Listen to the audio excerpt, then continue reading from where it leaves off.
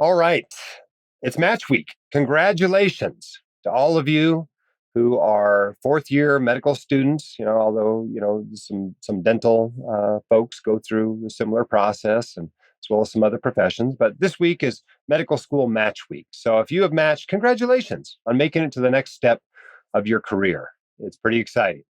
However, I want to spend a few minutes today talking to the rest of you, because the match is becoming more and more and more competitive every year.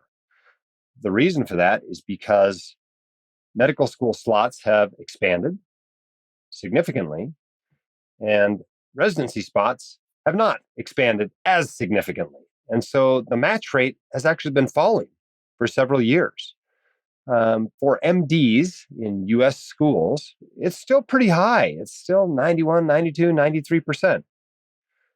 Most of the DOs are now going through what used to be called the MD match, and their rate of matching is just about as high, maybe a percentage point or two lower, but still quite high. So most people are still matching. That's not the case if you're coming out of a Caribbean school. It's never been the case coming out of a Caribbean school. I think the match rate overall for those schools, and it's better at some schools than others, but overall, I think it's about 56%. That means 44% aren't matching. That's a huge number.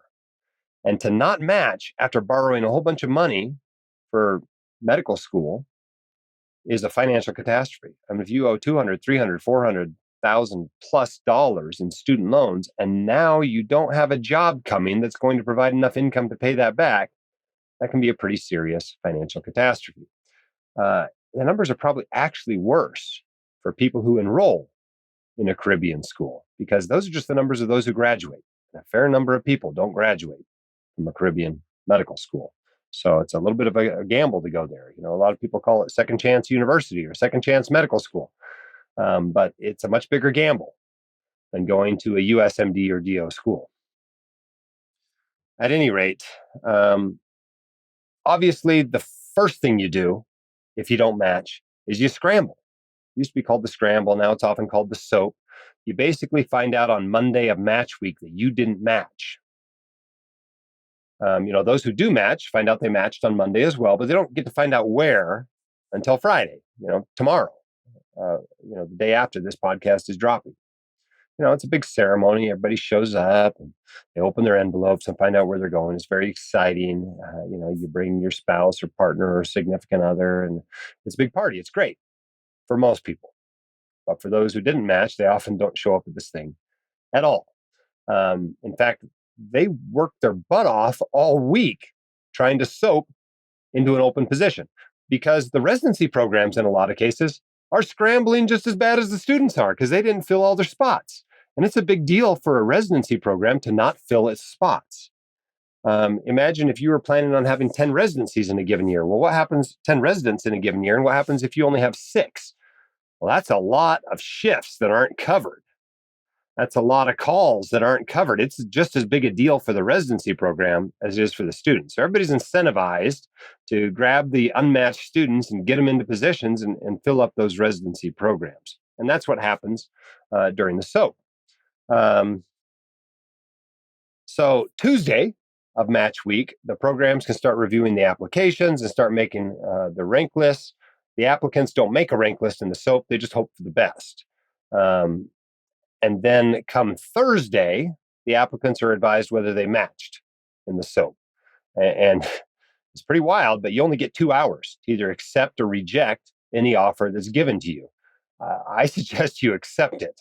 Most of the time, you're far better matching into something than matching into nothing. It's got to be a terrible program in a terrible place to be worse than not matching at all.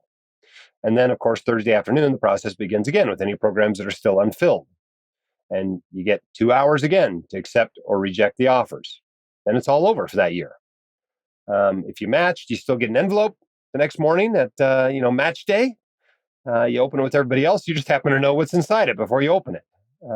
If you didn't match, you probably don't even want to show up to that thing. It's probably going to be too painful to watch all your classmates glee as they open their envelopes and not have one to open yourself. That would take a real saint to be able to do that.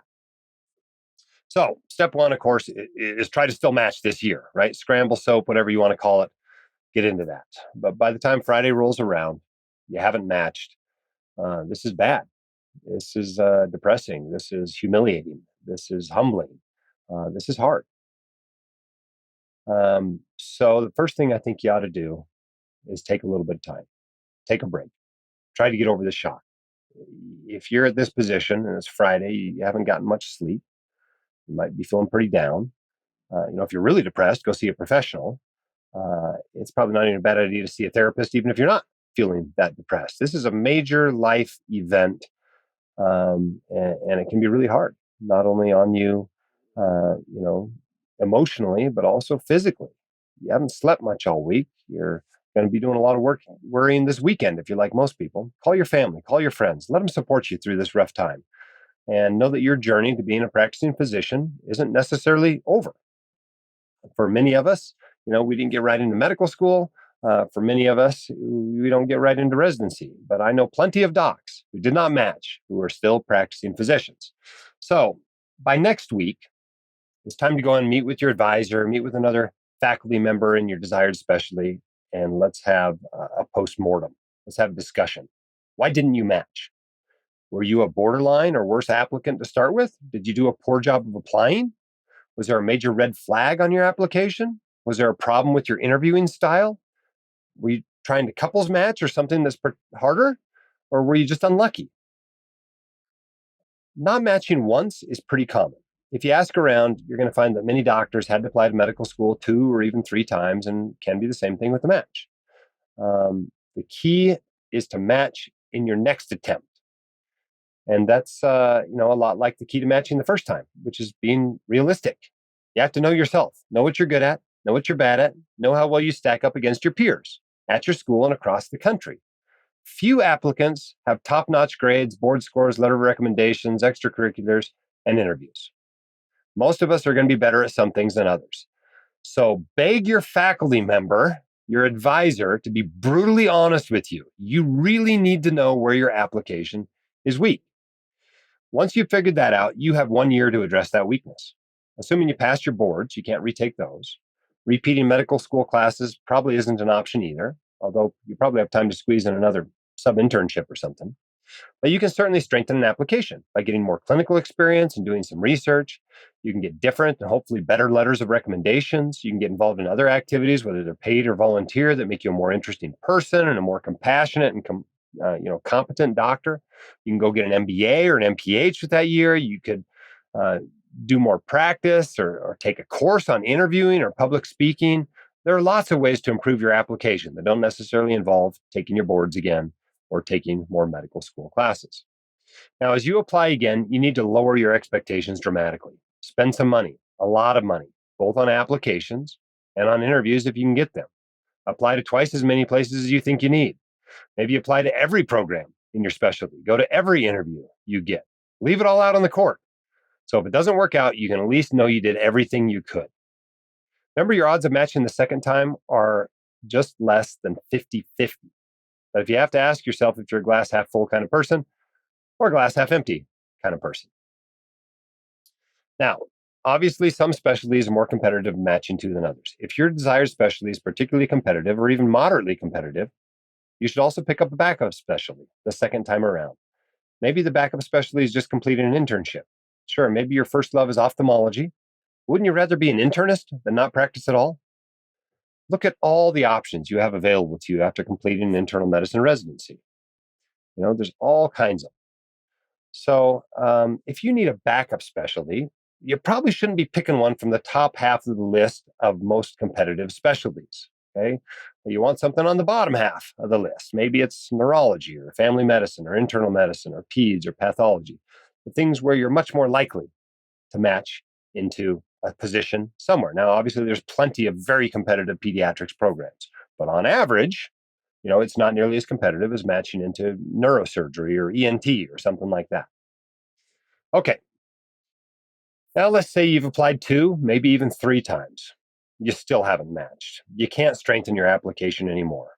You're never going to be a practicing physician. It's time to reconsider your options. What are you going to do for the rest of your life? How are you going to put food on the table? How are you going to pay off those student loans? Well, you have two major options. The first is to leverage your medical degree into a job. While a doctor who's completed residency and practiced for a few years is very attractive for jobs in many industries, one who has never practiced can also be quite useful, especially with some additional training, such as an MBA, some financial training, an MPH, an MPA, or an MHA. You may also find jobs in pharma, insurance, or other related fields. You can coach pre-meds on how to get into medical school. There's lots of options. Alternatively, you can simply go into something else. You can open a business, start a real estate empire, go into sales, be a therapist or a coach or whatever. There's a whole world full of careers you don't even know about. You'll probably like some of them. However, the elephant in the room, of course, is the financial problem caused by borrowing a bunch of money to go to medical school and then not becoming a practicing physician. It's those student loans. Now, if you're fortunate enough to get through medical school with no debt, which is about 27% of MD students these days, or with minimal debt, if you only borrowed $10,000 or $20,000 or something like that, you basically have a fresh start from zero. If you have a contract with the government, like HPSP or NHSC, or you have an MD, PhD, you'll need to read the contract and talk to the appropriate authorities. With the military contract, for instance, you'll likely still have a service obligation. That's not so bad. You'll have a job. That job likely qualifies for public service loan forgiveness.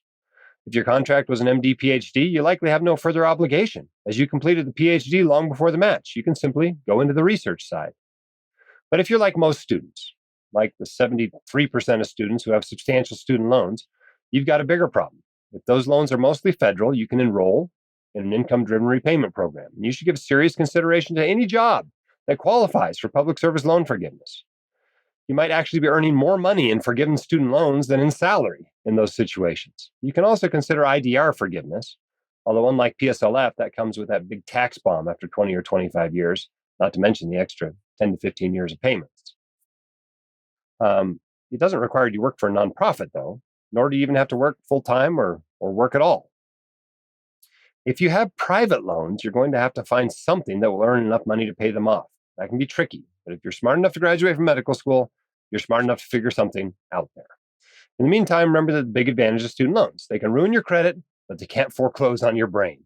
Student loans don't go away in bankruptcy, but they're also unsecured loans. The worst case scenario is ruined credit, forfeited tax refunds, and rarely having 15% of your wages garnished. It's not the end of the world. All right, obviously failing to match is a major career and financial catastrophe. Do all you can to avoid it. But if it happens to you, attempt to soap your way out of it and apply again. If you still can't match, consider your other options, both with and without, inside and outside the medical field, and pay special attention to your student loan burden as you do so. Again, congratulations to those of you who matched this week, and my condolences to those who have not. I hope this section of the podcast has provided you some options and some hope to deal with this situation you have in front of you. The hosts of The White Coat Investor are not licensed accountants, attorneys, or financial advisors. This podcast is for your entertainment and information only. It should not be considered professional or personalized financial advice. You should consult the appropriate professional for specific advice relating to your situation.